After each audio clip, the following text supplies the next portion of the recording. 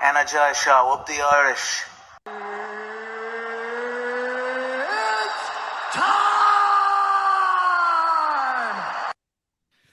Okay, what's going on, guys? Welcome to a brand new episode of Energized. Ross, Are you intoxicated or something? introduce the guest, man. Today we have the Cage Warriors lightweight champion, everyone's favorite Hardwick. It's George Hardwick. George, how you doing? I'm doing very, very well. Just had a good little God Hand session. Best game ever. PS2 beat 'em up game. You just go around beating everyone up. Bit of mental training for me to get me prepped for sparring tonight. It's one of the last hard spars tonight. So I just put a bit of God Hand in just to warm up the neurons in my brain. So I'm pretty ready, yeah. George, I think Harry will be devastated that I said you were everyone's favorite Hardwick. He'll probably take that to heart. He's used to it. He's used to it. We should get a poll going. Who's everyone's favorite Hardwick? Yeah, absolutely. George, everyone will vote for our oldest brother. Yeah, but no one knows his name, so it's grand. Don't worry about it. It could be George, Harry, or the other one. You have to put Leon in there for the crack as well, Ross, just for the last. Yeah, Leon Hardwick. Arm.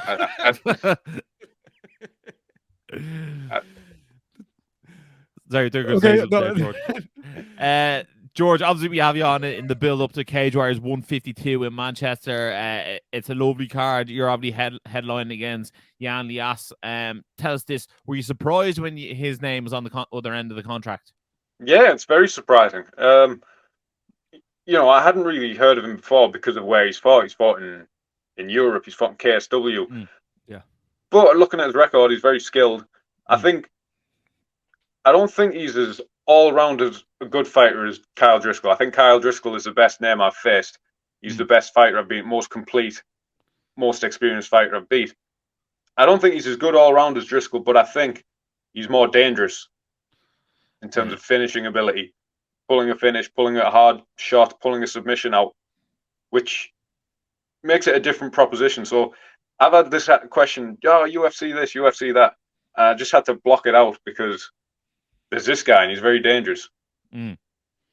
Yeah, definitely. Obviously, this guy's got 6 submission wins. Yeah, he's obviously quite dangerous on the mat. So that's something newer to you, I suppose, than the last couple of opponents.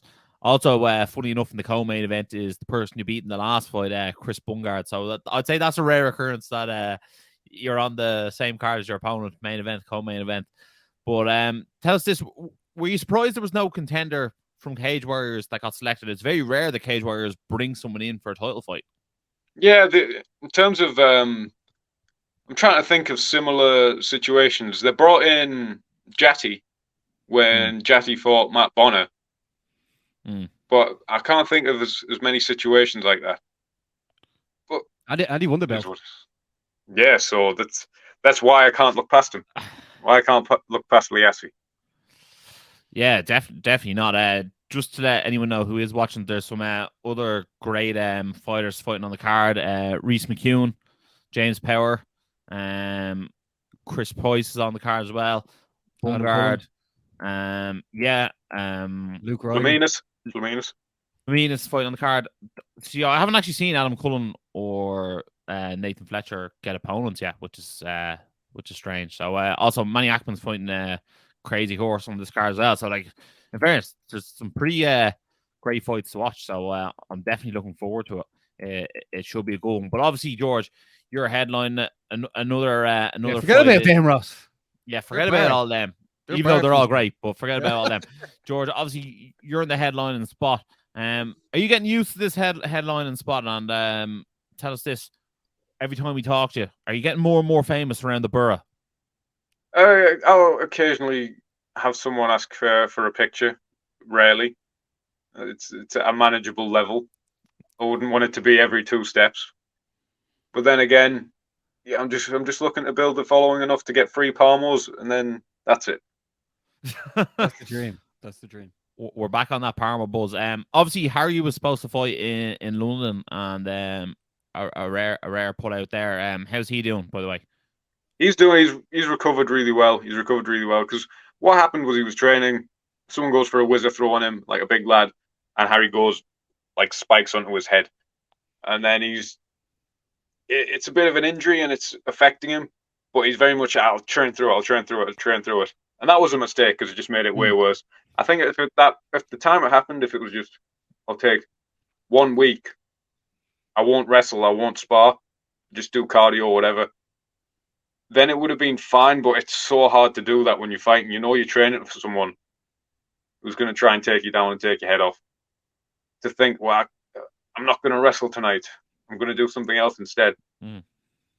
But yeah, it was just a neck injury and then try to train through it, which aggravated it. But he's getting back to rounds. He's getting better now, yeah. And was he able to help you as much as he normally would throughout this camp? Well, so... I kind of put him out holding pads for a bit, but it'd give him more time to oversee the rounds because a lot of the time he wouldn't be overseeing the rounds because he's doing the rounds himself. So it's a benefit in that way, and he's got back into rounds now. Plus, I've had loads of different good training partners, kind of outside the box training partners. Trained with Madas Flaminas, got a bunch of rounds with Madas, absolutely brilliant training partner. And you just mentioned James Power. I've had a lot of sparring I've had a couple of sparring sessions with James Power. Excellent training sessions. So I've had a lot of really good rounds this camp, even without Harry. But Harry's coming back for the last few rounds. Yeah, we did actually see you train with James Power, who I think his missus is pregnant at the moment. So congrats to him on that as well. What was that round like? Because obviously, I know he's probably at a younger stage of his career than you are, but is it ever strange training with someone in your division who is eventually going to look for what you have? I don't know. I'm not too fussed about it and too weird. I'm not trying to think, okay, I've got to put my hands on him in this session because we could fight ages later. I'm not too bothered. I've got more of like it's a lot more common in Muay Thai, where people have trained before because they have so many fights, and it's not as a big thing. And then it's not the other end of the spectrum where, two people have trained with each other, done a few rounds, or shared a packet of hobnobs, and then suddenly they're best buddies. But I've had some really good sparring sessions with him, and I'd want to spar with him more. Obviously, because he's really good southpaw. Liassi fights southpaw quite a bit, which is an interesting wrinkle to the whole fight camp preparation. But yeah, James Power, really skilled. I think he's fighting Capera, so I've got a lot of tips to give him, a lot of insider info. And he's shared a bit of knowledge with me. Really productive, because this can be hard when you get to this level, finding good training partners who know how to push you but not take the piss. Not just go to war, because what's the point spending your body in the gym? You don't get paid to take lumps out of each other in the gym, yet we got our rounds in, very high pace, very good technique, but we're not putting each other out the fight, if you know what I mean. No, of course. And another thing on this one is, correct me if I'm wrong, George, but have you fought your entire Cage Warriors career in London? Yeah. Well, so actually, no. My first Cage Warriors fight was against Madas Flaminas, and that was in Birmingham. And then I had the two fights in Bellator and came back to Cage Warriors. Okay, so on this current run, you've only fought in London. Yeah, it's all been Indigo, York Hall, BT. Now you're in Manchester, which is probably a little bit closer to home. Do you think you'll have more of a crowd for this one, knowing that it's closer to the borough? Possibly. I don't know how much different they are train-wise in terms of time in the trains, but possibly. I don't know. I've just been training and spamming content out. But it'd be interesting to fight in Manchester. Normally when I fight in London, I'd go around all the markets after and eat everything. So I'm going to have to find out what the markets are in Manchester. Yeah, you'll have to... Did James, I'll tell you, no? James Power. No, well, he's yours. I know he trains in Manchester, but he's Wakefield based, I think. Yeah, he breeds Wakey wines for a bottle of Prime. Oh my god! Speaking of Wakey TikTok wines and the TikTok sensation that is Wakey wines. George, you've become a bit of a TikTok sensation yourself. You're breaking down fights constantly. Has this added to your game, do you feel, or is this something that you were doing just not online as much? Just, it helps in loads of different ways. I put breakdowns and stuff out, and it helps people understand the sport a bit better. And then, it's a plus to get a few followers and get, there's been people coming to the gym because they've seen a few TikToks, and that's brilliant. I do enjoy just the video editing. It's quite a chilled process, talking about fights, editing videos, answering questions, because you get some bizarre questions on there. Yeah, it's just a nice little time sink. Do you prefer doing it by yourself or when you have Harry there as well? Depends. Sometimes I'll do a live with Harry, and then afterwards I'll download the live and clip up the questions from that. I just do it in different ways. I've got no organized structure to it. I'm not very super professional with it all. I just have an idea, do it. Have an idea, do it. I thought, oh, that was on the live. I'll clip that out.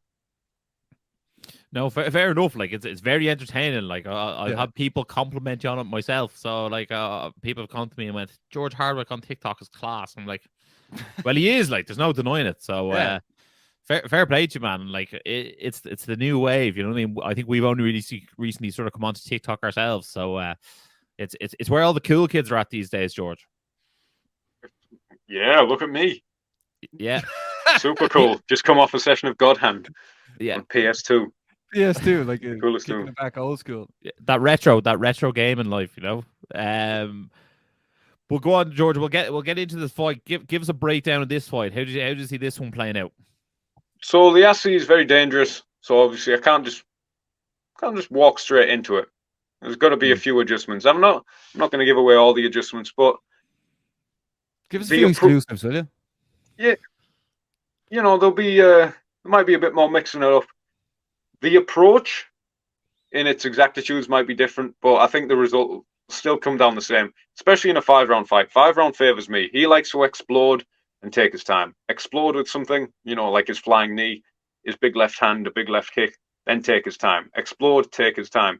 Like in his fight with, I don't know, Magomedov, the most wrestlery sounding name ever. He was like, get the clinch, and he would do a good job to break, get back to his feet, finally get up and make a little bit of space. But there was no, I've got to get him back now. This is when he's breathing hard. He's just used all this effort to take me down. I've got to get him now. There was none of that. There was kind of just, okay, I'll get back in the open. So he likes that kind of pace. Obviously, I'm not going to give it to him, that kind of pace. And if it makes it to round 4 and 5, it's just going to get worse and worse for him. Yeah, do you sort of envision it sort of maybe round 3 and 4, you really turn up that pressure on him, and if he can, and he's only going to be there if he can survive? Yeah, there's a part of me that's now thinking, okay, after this it could be the UFC, so I want finishes in the first 3 rounds. But you can never force it. You can never force it. Yeah, well, that left hook to the body has been absolutely golden for the last few fights. So hopefully we can continue to see that. And those body shots play great impact as well when people get tired. Yeah, to be fair, in some of these fights, especially the last fight, I was kind of disappointed that it was a body shot because I had other shots in mind. I thought it was gonna be an uppercut or a knee in the middle, and I was obsessed with uppercuts all that fight camp. And then it was a body shot again because that's just what he gave. There's no thought process. I'm going to land this great body shot. You just arm pings out, lands on the right spot whilst they're taking the breath at the wrong time, and it just does a good job. George, we also have to ask you about UFC was back in London there recently. I know you were asked to be on the previous UFC London card, but there is talks now of UFC coming back on July 22nd. And there is also a Cage Warriors card on the July 21st on the Friday. Like how far into the future are you looking? And are you looking at that being a possibility on fighting either in Cage Warriors or on the UFC to come that weekend? I'm keeping it in mind, but I'm signed to this fight. I've got to put all my preparation and knacker my body as much as I need to win this fight. Get off the fence, George, will you? Get off the fence. What? You're asking me about stuff where I could easily win the fight, but body kick and elbow. You know what I mean? But Yeah, I think I'll put it this way. Last time you were on, you were talking about fight schedule. Would a fight in July fit in the George Hardwick fight schedule? perfect, yeah. Because obviously we want 3 or 4 fights a year. And then that's a nice even spacing. You know, it's been it's a bit late getting the first fight of the year in April. Last year it was March, it was sound. Early, mid-March. Yeah, there is times when you're champion where you're hindered, and I think sometimes the fight schedule can be hindered by being a champion because obviously you're lined up to headline a card. So therefore, sometimes you might get pushed out a month because they're like, right, well, we need you to headline that card, as opposed to when you're not the champion, you can probably fill in more spots. Yeah, I know what you mean. Yeah, but you know, So, like, I'm just aiming for these 3 fight years. well, hopefully. Oh, do we have a surprise Someone guest? broke into his house. Oh my god! It's Oh my Harold. god! Oh Look my who God. it is! It's everyone's second favorite Hardwick. Tell Harry to come over and say hello.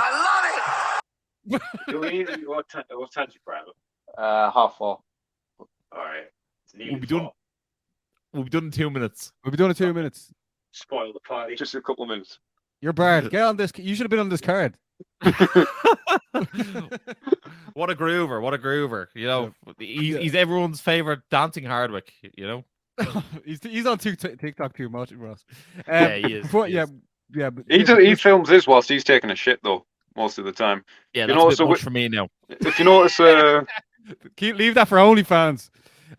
Just before we get on to more things, lads. Cage Warriors 152, Manchester, April 15th. Watch George Hardwick defend his belt in the arena. If you want to get onto tickets, get on to George, but you can also watch it on UFC Fight Pass. We also have to discuss UFC 287 because it's going down in Miami on April 8th. George, you're the champion. I really want to find out your opinion on this. Alex Pereira is taking on Israel Adesanya for the middleweight title. The thing is, Alex Pereira has beaten him 3 times. Yeah, 3 times. Twice Yeah, in he's been MMA, once in kickboxing. Once in MMA, twice in kickboxing. How does how do you look at this fight now? Because like Israel Adesanya saying it's his last chance to fight Alex Pereira. Adesanya was winning the last fight until the very last round. What way do you see both lads going into this fight? it's kind of a weird thing because most of the exchanges of most of these fights, Adesanya's won. In terms of you break down each exchange, Adesanya has won most of them. But then again, it's not like people give this narrative of Pereira's just gone out and chinned him. But, you know, he's done, especially in his last fight, he's had a lot of like little details that have set it up. It's an interesting thing. I think in MMA or boxing, it's a bigger thing, like pro boxing. But you could see this a lot more in amateur boxing or Muay Thai. It's a much more known thing for people to fight each other again and again and again and again. It's like Sanchai and Singdam fought each other like 20 times. Yeah, And both of them coming from kickboxing, Muay Thai backgrounds is probably a more normal thing. I remember how chill Adesanya was, even after he lost his belt. He wasn't having some hissy fit. In terms of technically, I don't know what different they're going to do. Adesanya could try and wrestle more. But then again... Yeah, because surely he'd be better at that, like. But that makes the fight boring. That's the situation you get into. And he's not a wrestler. If he forces wrestling more and more and more, he's gonna... There's this perfect balance of wrestling enough to make your striking better. But if you force the wrestling, you're gonna gas yourself for the striking, especially when you're not really a wrestler at heart. That's not how his energy systems are wired. Well, George, there'll be no sitting on the fence here now. Who are you picking for the win here? I'm picking Pereira. Immediate rematches almost never work out. So I'm picking Pereira. Yeah, I agree. I think this time he's going to get done earlier. I think he'll do it maybe in the 3rd round, get the knockout. Yeah, I'd agree with that. So, Barry, what are your thoughts here? You're going to say Adesanya decision here, are you?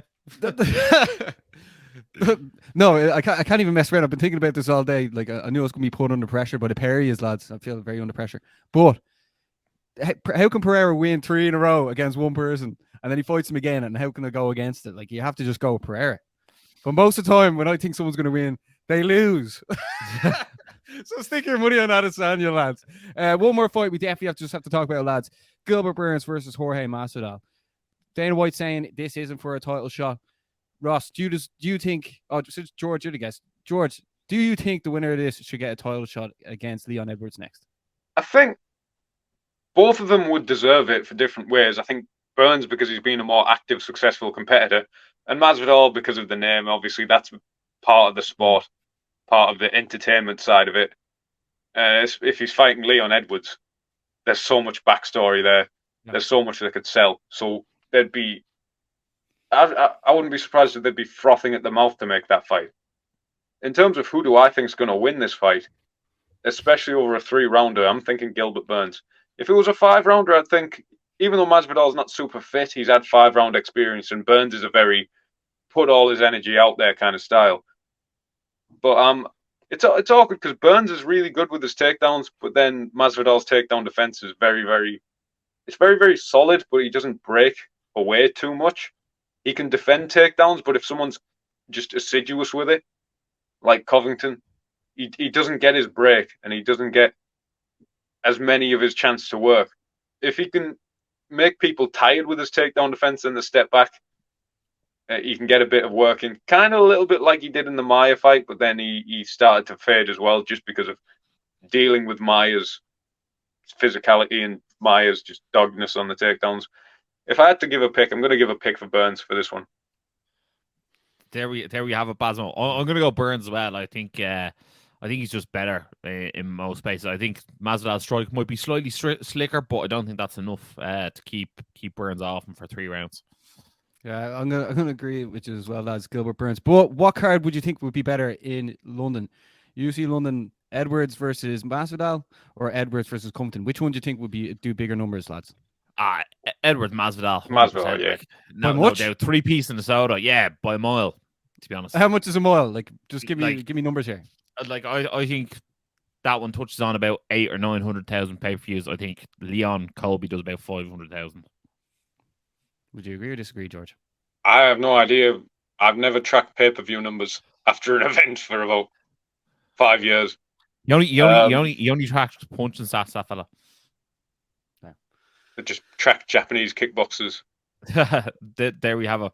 George, they're the two big ones everyone's talking about, Ross. George, thanks a million for the breakdown, but it's always great to talk to you. And also, we cannot wait to see you compete on Cage Wars 152 in Manchester on the April 15th from the BEC Arena and live in UFC Fight Pass. Yeah, it's going to be an epic one, George. Can't wait to see you. Better let you go before Harry comes in and starts kicking the door down and showing us more dance moves. Yeah. Pleasure as always. Go defend your belt, champ. If you're watching this on YouTube, make sure to like, share, subscribe, hit the bell notification for more Energized shows. And as always, stay energized. Energized show, up the Irish. Been sussing you guys a couple of times. I've seen a couple of clips. I think you've done some interviews with Dylan Moran and that I saw. So keep going, keep up the good work, guys.